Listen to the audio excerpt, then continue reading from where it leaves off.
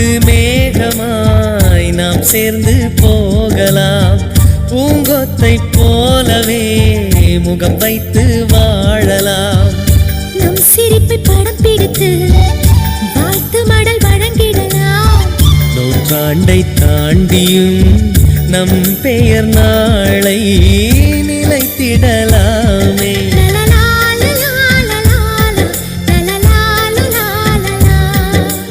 Happy new year, happy new year வந்ததே.